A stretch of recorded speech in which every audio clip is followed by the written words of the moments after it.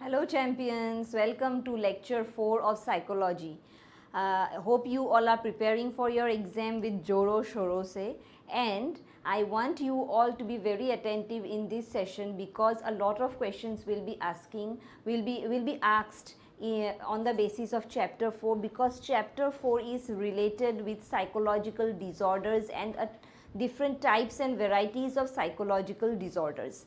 So, we need to understand them and we need to identify the features of these psychological disorders, and I have planned a very intensive session for today so that you all get interacted with the concepts of the psychological disorders. So, what is the concept of? Let's start with. So, what is the concept of psychological disorder is that any kind of abnormality or maladaptive behavior. So, the core word is very important, which may be asked in your exams. So, it is nothing else but the abnormality and the maladaptive behavior.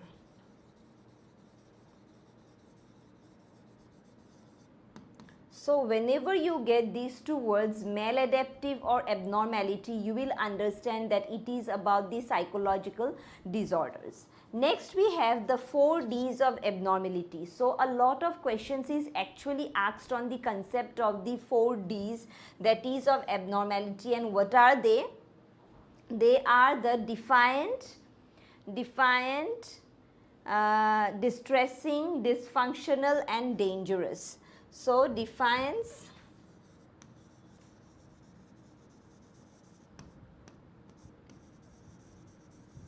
dysfunctional,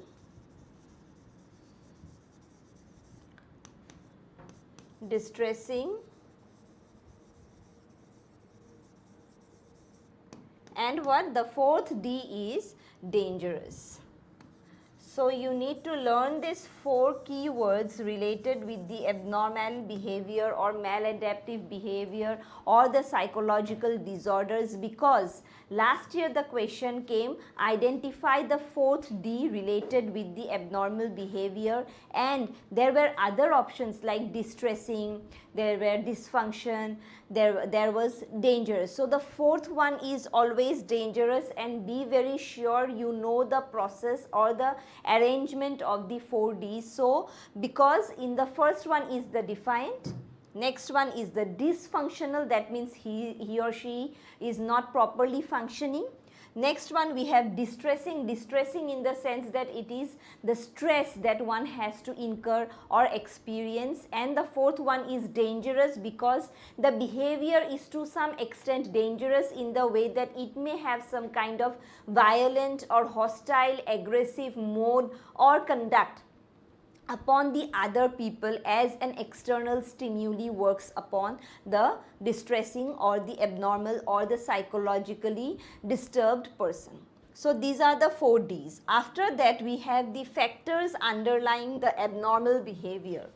So, a lot of factors are there. What are factors?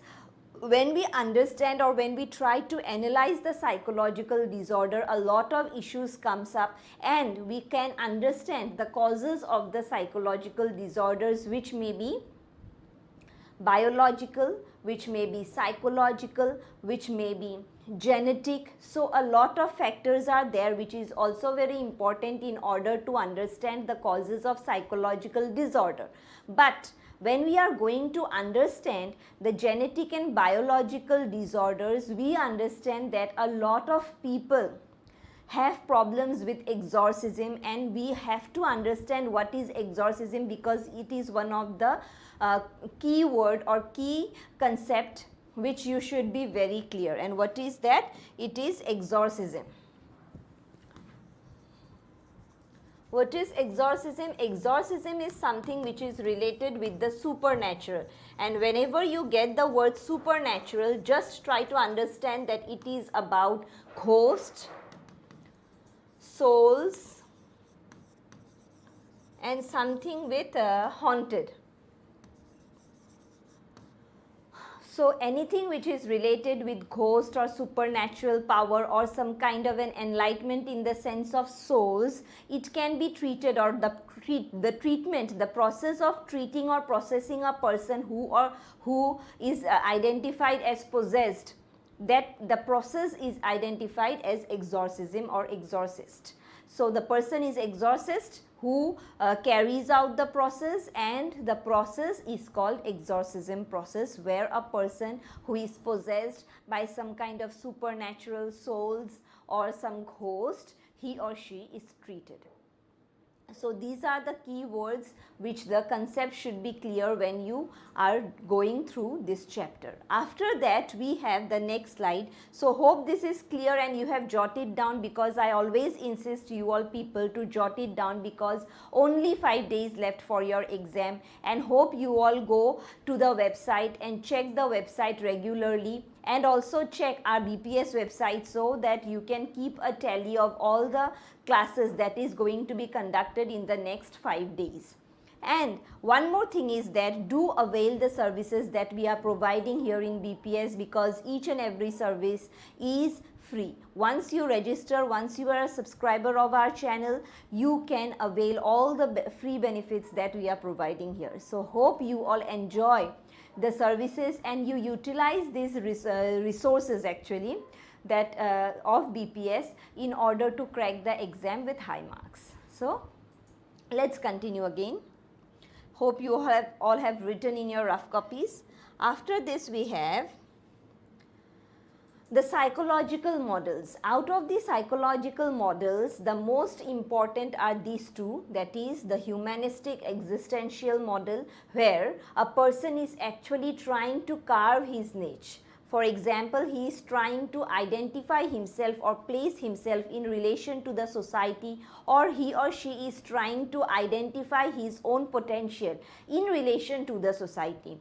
So that is a kind of an healing process inside your self or within yourself, which is an internal process of trying to understand oneself as well as to mold or reform one's personality. The next one is the diathesis stress model, which is also very important in order to understand the cognitive or the genetic issues or factors of the psychological models or the psychological issues of a person. Because the diathesis, the term itself, diathesis means some kind of a predisposition.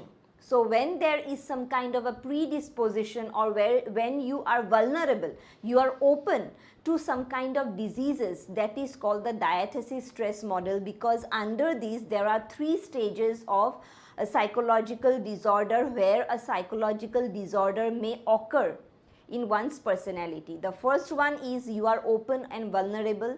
The second one is the identification of the problem, and the third one is that you have some kind of pathological symptoms. Because of these pathological symptoms, you are actually going to face some kind of psychological disorder, and that can be identified through a proper clinical procedure of the diathesis stress model. Hope these 2 psychological models are clear, which is very important, and diathesis stress model is frequently asked in your exam. After that we have the major psychological disorders. A lot of major psychological disorders are there, which you need to understand each one very minutely and religiously. The first one is anxiety. Now the term itself, anxiety, you can understand that it is a culmination of stress, tension, everything which is distressful or which is very full of stressors. So that is anxiety, and under anxiety we have these 2, that is the generalized anxiety. One more thing, I just want to underline the points because I need you all people to jot it down, because the slide is a bit clumsy as I have prepared it in a hurry. So, generalized anxiety disorder and panic disorder. I'll just try to make different colors. Hope so I can do. So these are the generalized and panic disorder. These two are anxiety disorder when a person, generalized anxiety disorder is the issue where a person is full of anxiety, full of tension or distress because of some general topics. But the panic disorder is something where you are under a panic attack or when you are under some kind of stress, and because of that you have come to a stage where you are helpless, you can't do or execute something in order to help yourself. So that is the panic disorder, and both of them are anxiety disorders. After that we have phobia. Now what is phobia? Phobia is nothing else but it is the fear.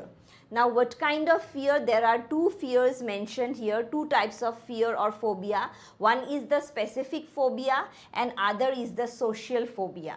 Specific phobia means the list of phobias that we have done in our recording classes, and I have also done it in our live classes, where you can go through that class if you want to understand the specific phobias or the list of phobias like hodophobia, xenophobia, allurophobia, claustrophobia, etc., examophobia.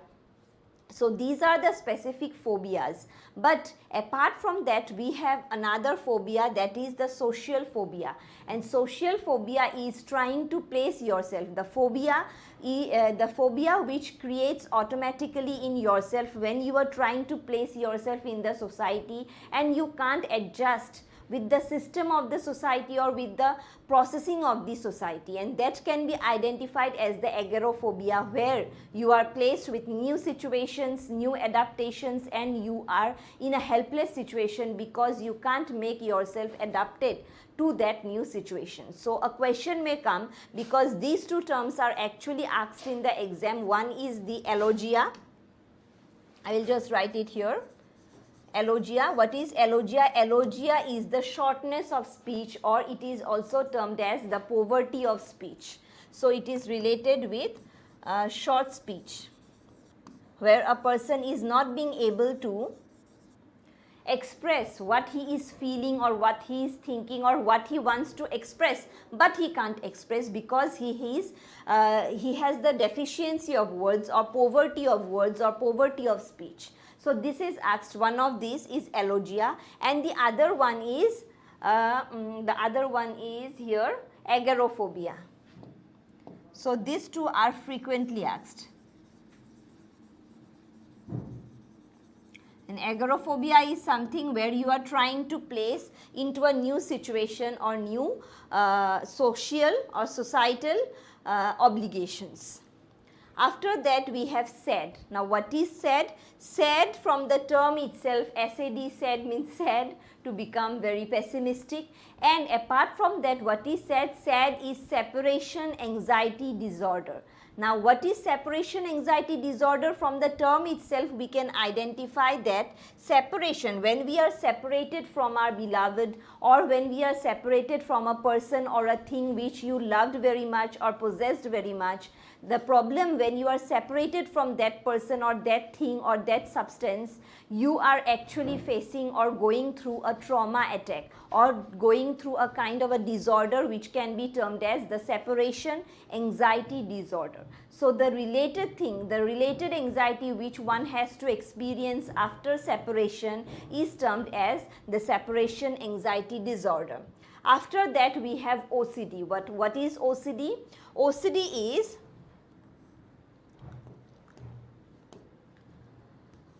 obsessive compulsive disorder.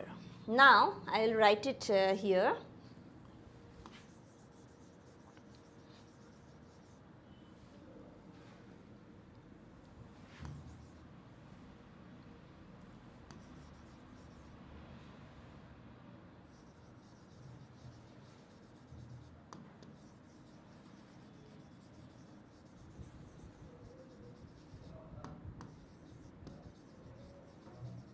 Hope you all can see the board clearly.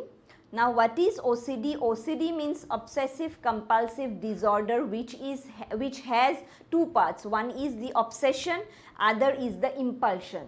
So when a person is actually obsessed due to some kind, towards some kind of behavior, or towards some kind of habit, or towards some kind of a feeling or substance or anything, when he or she is obsessed or exaggerated towards something, and that becomes very impulsive upon his behavior. Impulsive means that he have to, or he has to react according to the obsession. That is called obsessive impulsive disorder.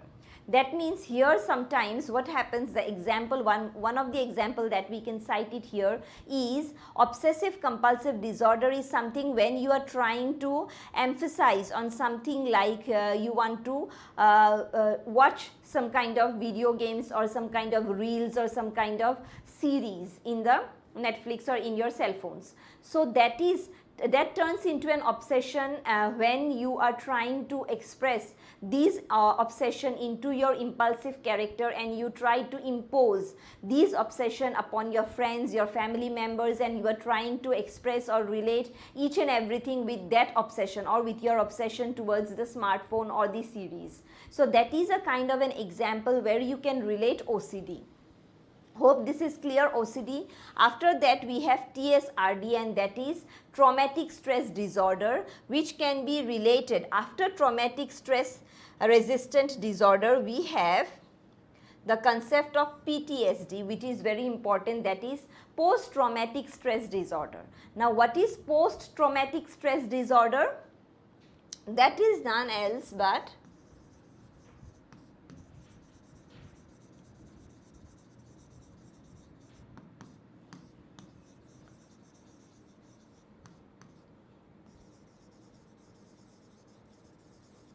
so here you can relate that PTSD is post-traumatic stress disorder, and from the term itself, that post, it happens after some kind of a stressful or traumatic situation or occurrence. It may be a natural calamity, or it may be some kind of war zone, or it may be some kind of a duel inside your home, or some kind of a civil war, anything which creates a traumatic situation in your mindset is termed as the post-traumatic stress disorder. Why? Because this kind of trauma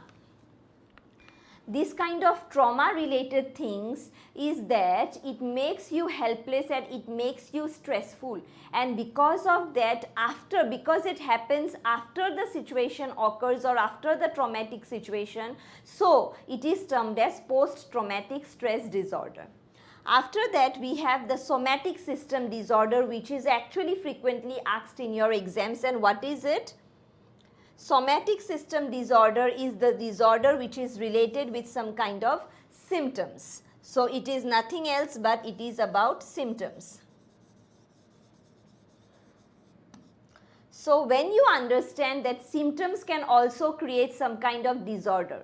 So somatic system disorder, a lot of input text-based questions are asked on somatic system disorder, where a person is actually undergoing some kind of minor symptoms, and he or she can relate these minor symptoms into some grave situation or grave diseases. And this kind of disorder is very grave or distressful, because minor, or we can say nothing, no symptoms, or actually the symptoms has no kind of clinically pathogenical or pathological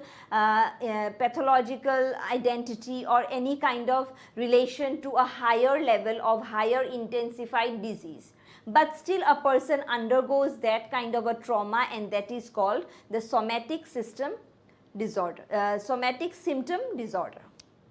After that we have dissociative disorder. What is dissociative disorder? Dissociative disorder is some kind of a disorder where we try to dissociate. Dissociate, from the term itself, is that there is a kind of a diversion, or there is a kind of a diversification of your identity or your thinking process. So the kind of a parallelism where you have your own practical identity, and at the same time you are trying to make some kind of a new identity, that is termed as the dissociative disorder. So in dissociative disorder we have one more thing, that is dissociative fugue. And what is dissociative fugue? In dissociative fugue, a person who is actually undergoing dissociative fugue or this disease, he or she is trying to make some kind of a new identity into his own existence, and he or she is trying to make his new identity as his generalized existence identity, and he tries to impose that identity upon others, that is his family members or the external society and the surrounding. So that is called dissociative fugue. After that, we have another term, that is dissociative amnesia, and dissociative amnesia is something where a person actually forgets, the forgetfulness. Amnesia, from the term itself we understand that it is related with forgetfulness. Dissociative amnesia is something where you are totally in loss of a section of the memory. So you understand that you have your identity, you have your name, but sequentially or substantially a few parts of your memory has erased from your memory itself.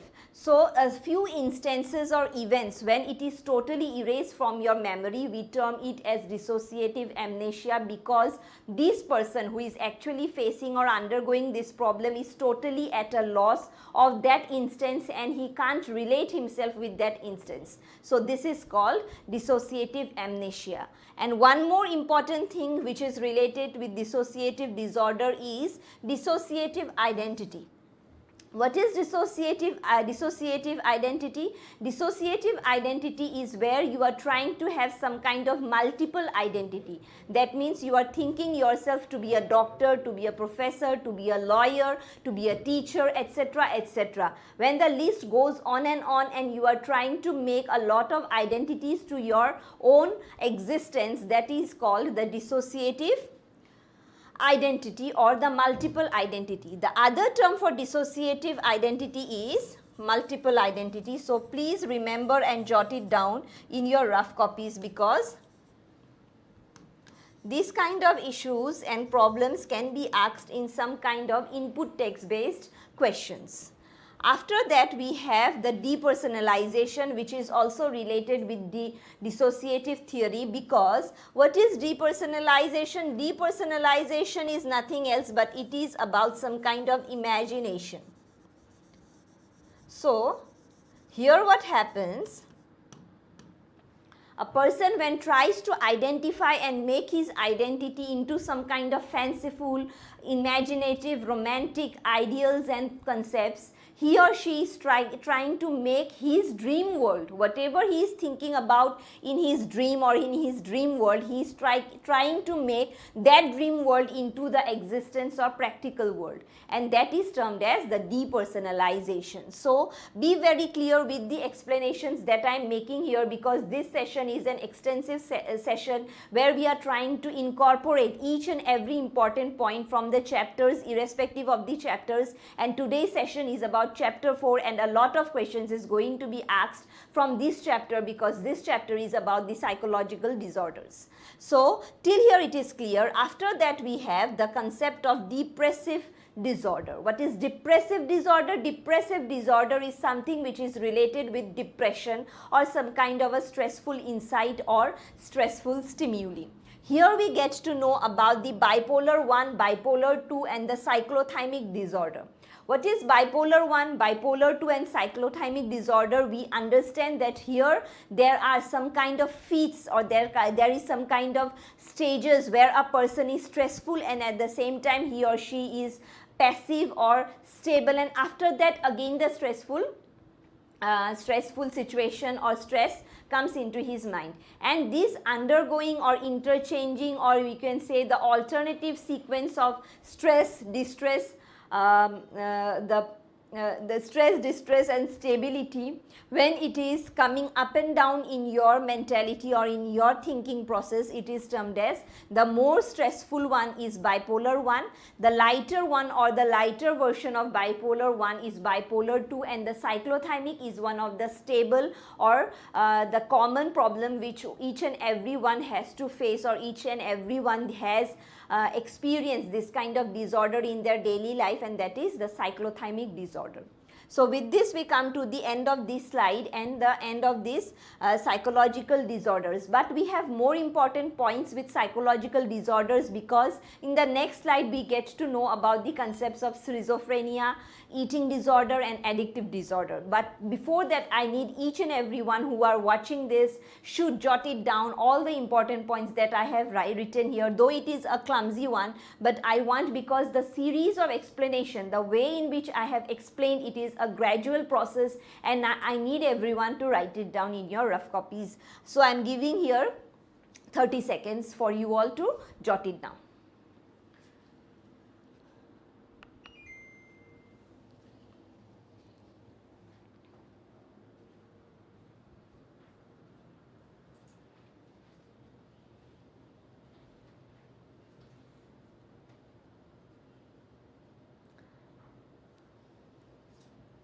So let's continue. Hope you all have jotted down. So let's continue with the major psychological disorders. Next we have schizophrenia. And what is schizophrenia? Schizophrenia has two stages. One is the positive stage and the other is the negative stage. And schizophrenia is totally based on illusions, hallucinations and delusions. Now, so what we have here,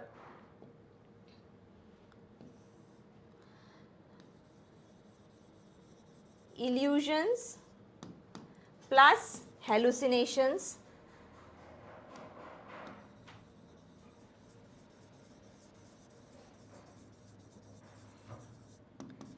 plus delusions.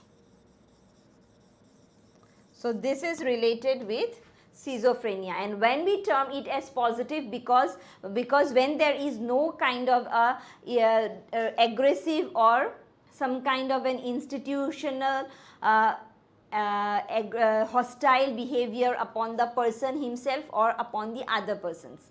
But when it turns to be something which is related with persecution, when a person is trying to feel, or he has some kind of hallucination that someone is going to attack him, kill him, or he is also becoming aggressive upon the other people, where he is totally in a blur situation or totally in a dreamlike situation, because he doesn't know who is in front of him, and so he may be hostile and aggressive upon the other people, and that is termed as the negative aspects of the schizophrenic patients. After that we have the neurodevelopmental disorder. Now what is neurodevelopment disorder? Disorders which are from birth, so which is related with birth itself is termed as the neurodevelopmental, or we can also say it is related with our cognition.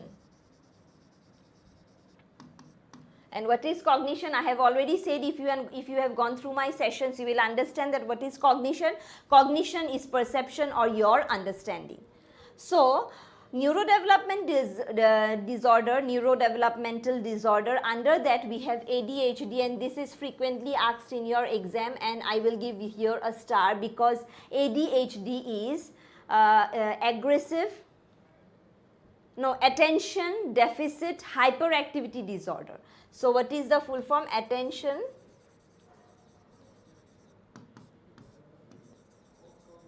deficit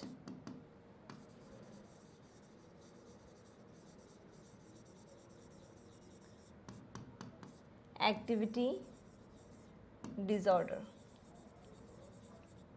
So here we get that attention deficit hyperactivity impulsive disorder, where a person is totally full of energy and he is very much hyperactive, but he can't concentrate or he lacks concentration, and because of this he has to face some kind of cognitive problems or understanding problems, and he can't suit himself in the normal class or in the normal class procedure or processes. So that is this kind of problems is basically seen in children who are very much overexcited and active in the class, but they hardly can concentrate in the class or in the normal processing of the teaching learning procedure.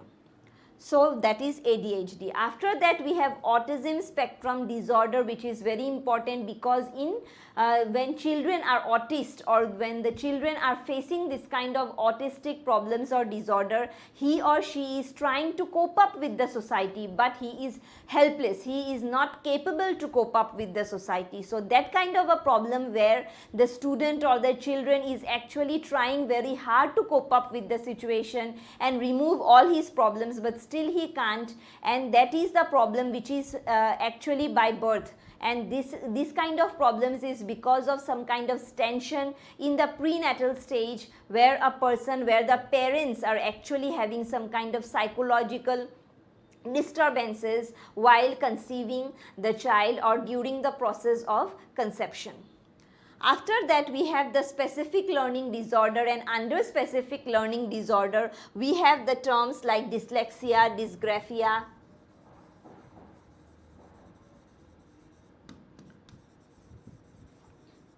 So the terms where you understand that a child is not being able to read properly, where a child is not being able to draw properly or write proper handwriting, this kind of specific disorder in learning, so that is termed as dysgraphia, dyslexia. So these terms, when you are going to identify, questions may be asked that identify the disorder. So whenever you get this kind of terms with dys, with the prefix dys, and some kind of addition or some kind of a conjunction with some kind of Greek and Latin words, then you will understand that this is about the learning disorder. So these are specific learning disorder. After that, we have the disruptive impulsive control disorder, and this is the disorder where you know that it is about ODD, that is obsessive disruptive disorder. So this is obsessive disruptive disorder because here a child or a person is actually very impulsive and he is very hostile. He turns hostile or aggressive, and his conduct means his behavior. This word conduct is actually related with behavior.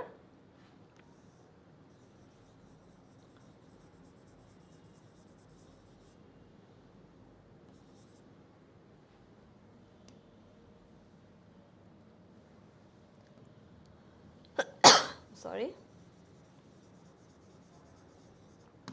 So conduct means behavior, and behavior is actually related with the way in which you are trying to behave in the society with other people. So that is conduct, and when this conduct turns into some kind of aggression or hostility or some kind of impulsive behavior, that can be termed as the ODD, that is obsessive disruptive disorder.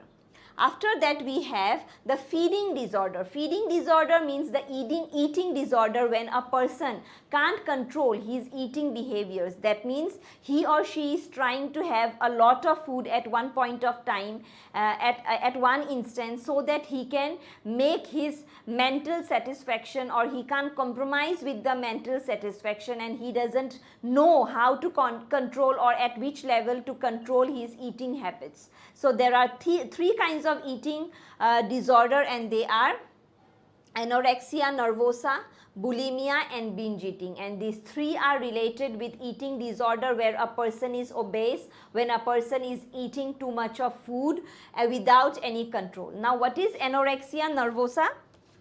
It is about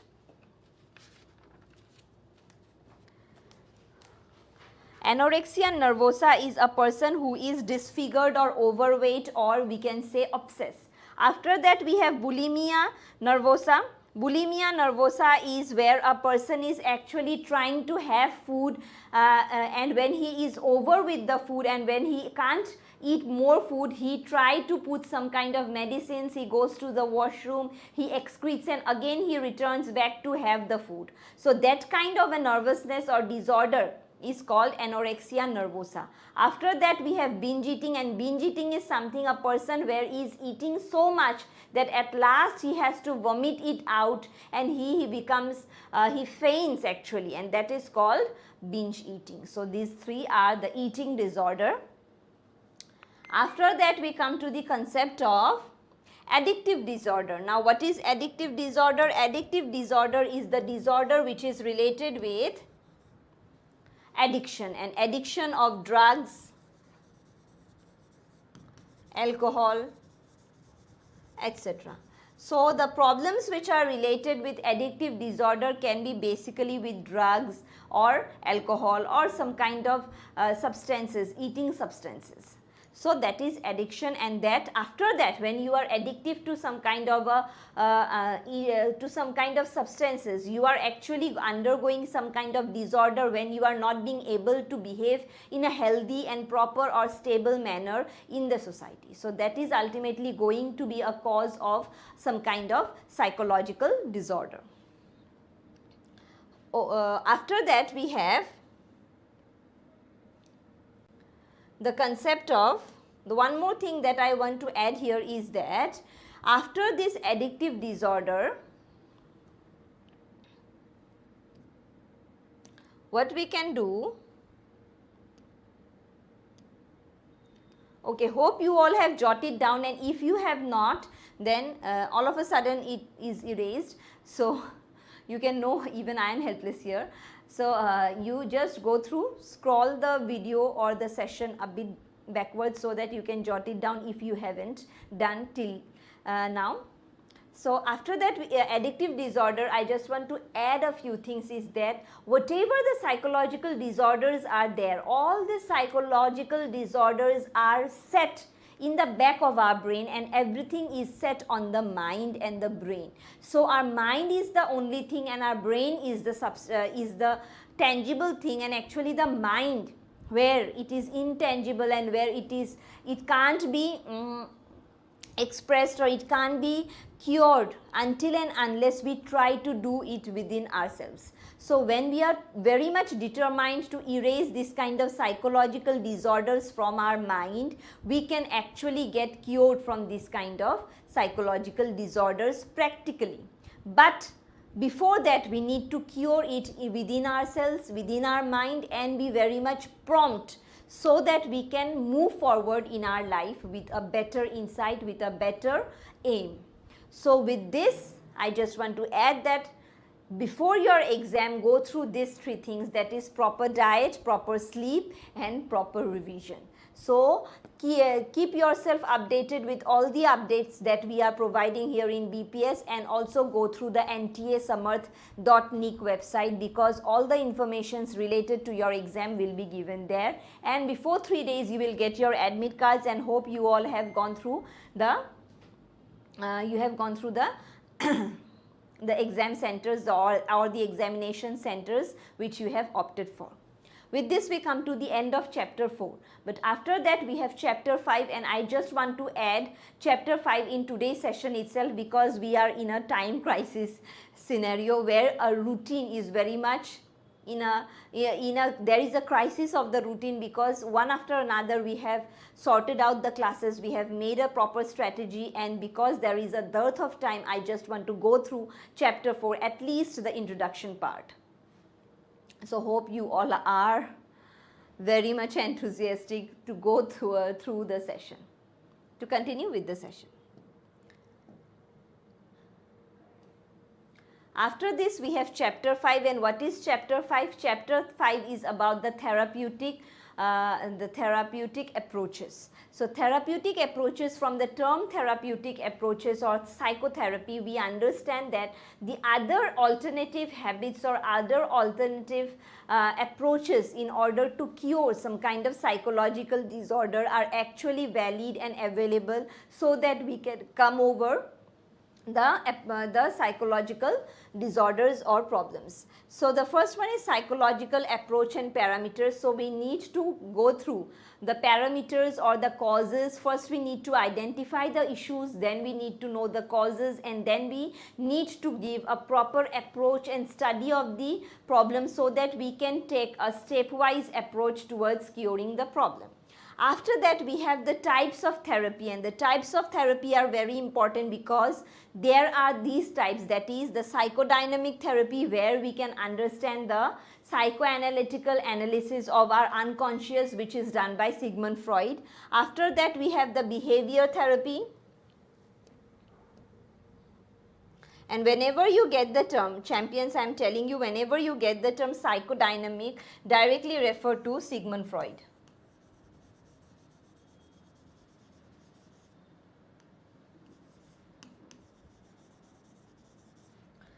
So, after that we have the behavior, then we have the cognitive. Under cognitive we have RET, Aronbach's and CBT.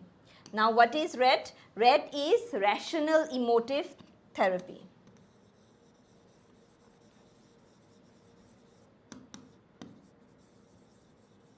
Where